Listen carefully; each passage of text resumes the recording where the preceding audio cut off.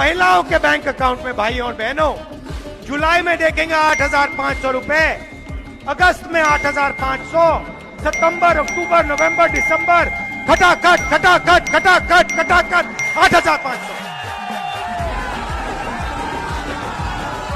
इस भीड़ में से हजारों लोगों की लिस्ट बनेगी।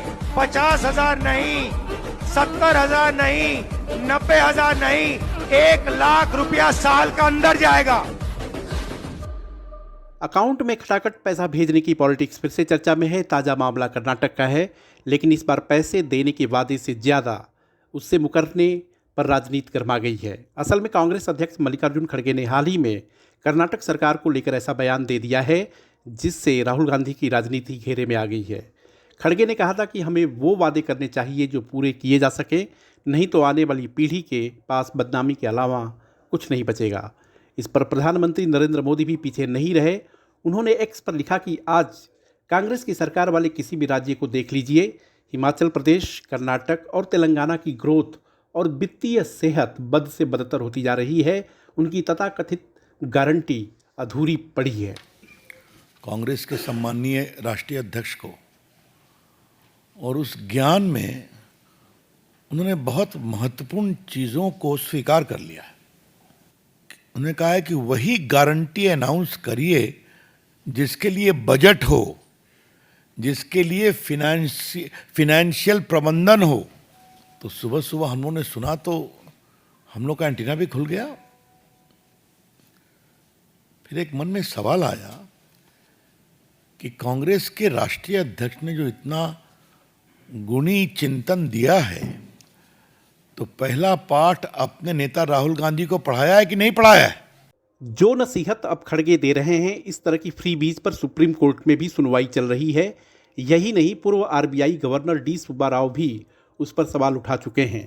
उन्होंने एक इंटरव्यू में कहा था कि प्रधानमंत्री नरेंद्र मोदी के लीडरशिप में सरकार की जिम्मेदारी है कि वह लोगों को इन मुफ्त उपहारों के फायदे और नुकसान के बारे में जागरूक करे, साथ ही यह भी देखे कि इन फ्री सुविधाओं की जरूरत कब तक है। सवाल उठता है कि कर्नाटक में ऐसा क्या हो रहा है जिससे खड़गे को अपनी सरकार को नसीहत देनी पड़ी है, तो इसका जवाब उसके कर्ज में छिपा हुआ है। इस समय कर्नाटक पर बकाया कर्ज करीब 5.53 लाख करोड़ रुपए का है। वहीं 2023 मध्यम अवधि की राजकोषीय योजना के अनुसार यह 2026-27 तक 7.24 लाख करोड़ रुपए तक पहुंच जाएगा। यानी कर्ज कम होने की जगह बढ़ने वाला है।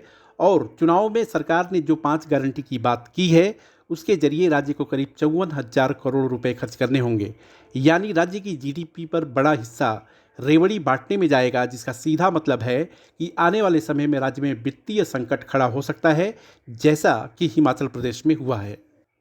हिमाचल प्रदेश में भी कांग्रेस सरकार ने रेवड़ी वाले वादे किए थे और उसका असर सरकार बनाने के तुरंत बाद ही मुख्यमंत्री सुखविंदर सिंह सुक्खू को उठाना पड़ा था। बीते सितंबर में खुद सीएम ने आर्थिक संकट की बात कर अपने मंत्रियों, सीपीएस और विधायकों के 2 महीने तक सैलरी नहीं लेने का ऐलान किया था। प्रदेश पर 90,000 करोड़ रुपए तक का कर्ज है। 10,000 करोड़ की कर्मचारियों और पेंशनरों की देनदारियां हैं। इसी तरह तेलंगाना जैसे छोटे राज्य पर 35,000 करोड़ रेवड़ी पॉलिटिक्स के नाते जा रहे हैं। ऐसा नहीं है कि रेवड़ी पॉलिटिक्स केवल कांग्रेस शासित राज्यों में हो रही है, भाजपा शासित राज्यों में भी ऐसा हो रहा है। महाराष्ट्र, मध्य प्रदेश, राजस्थान, हरियाणा में भी ऐसा ही हाल है।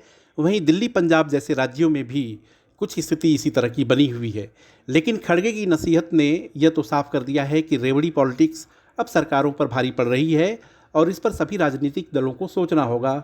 एक दूसरे पर आरोप से अच्छा है कि हकीकत में आए, नहीं तो आने वाले समय में लोग इन वादों पर भरोसा नहीं करेंगे और वोट भी नहीं देंगे।